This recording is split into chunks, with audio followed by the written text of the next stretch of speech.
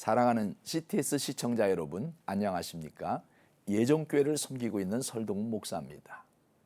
오늘은 에베소서 6장 1절로 4절의 말씀을 근거로 해서 믿음의 명문가가 되자라는 주제로 말씀을 드리고자 합니다. 명문가라는 말이 있습니다. 사회적 신분이나 지위가 높고 훌륭해서 이름난 집안을 뜻합니다. 그렇기 때문에 누구나 다 명문가가 되기를 원하는 것입니다.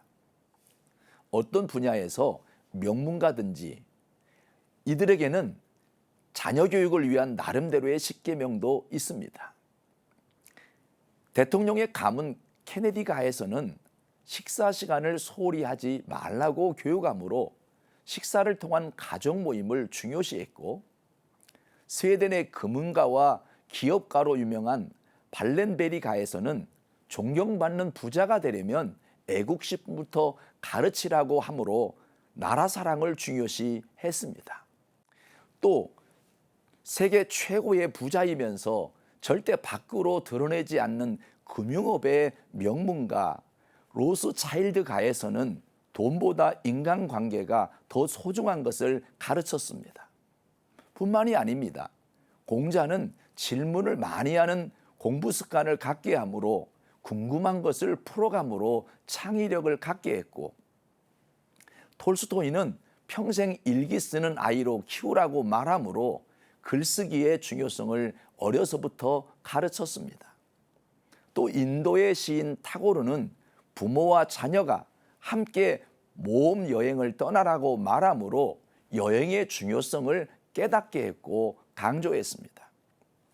요즘 우리나라의 재벌들 가운데 자녀 교육에 실패해서 기업 전체가 망신을 당하고 어려움을 겪는 기업도 있고, 존경받아야 마땅함에도 불구하고 자녀 교육을 잘못 시켜 존경받지 못하는 목사님들도 계십니다. 중요한 것은 무엇으로 명문가를 이룰 것인가가 중요합니다. 우리 신앙인들은 믿음의 명문가가 되어야 합니다.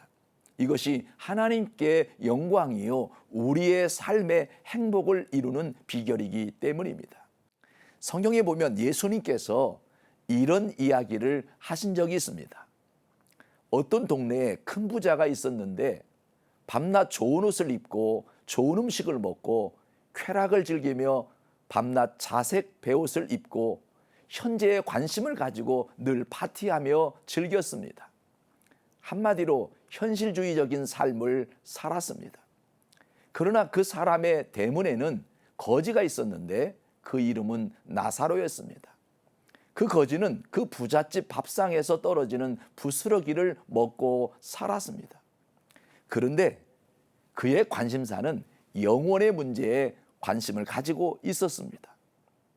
세월이 지나 이 부자도 죽고 거지 나사로도 죽었습니다.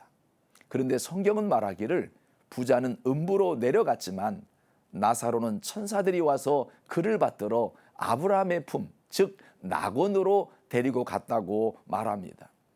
이 이야기는 사람이 죽으면 한 줌의 흙이 된다고 생각하는 사람들에게 예수님은 이 세상 저 건너편에 참되고 영원한 삶이 시작되는 것을 말씀해주고 계십니다.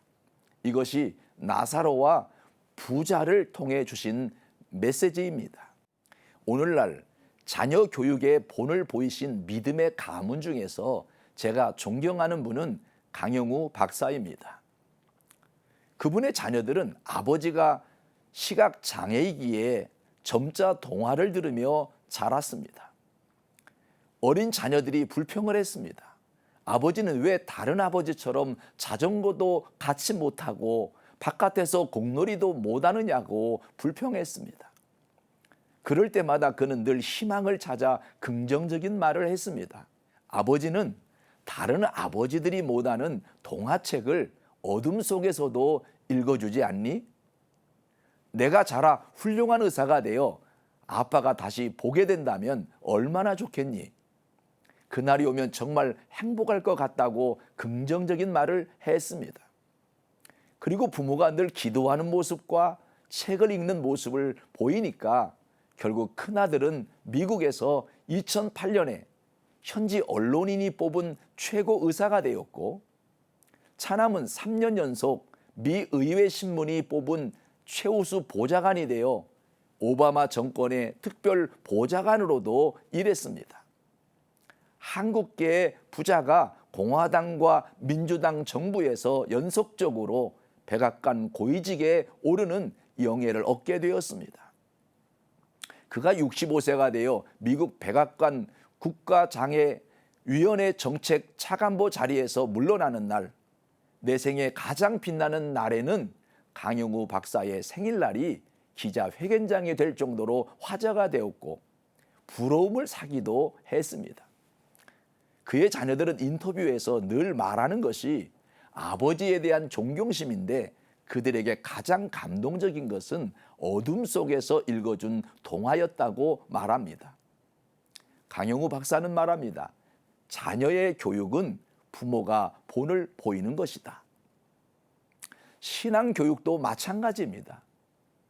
바닷개가 아빠는 옆으로 가면서 새끼에게 아무리 바로 가라고 말해도 개는 옆으로 가듯이 부모가 먼저 신앙 안에서 바로 살고 그 삶이 자녀들에게 본이 될 때 그것이 바로 산교육입니다. 주의 교훈과 책망으로 자녀를 양육하고 신앙으로 자녀를 바로 세우는 복 있는 부모가 되시기를 바랍니다.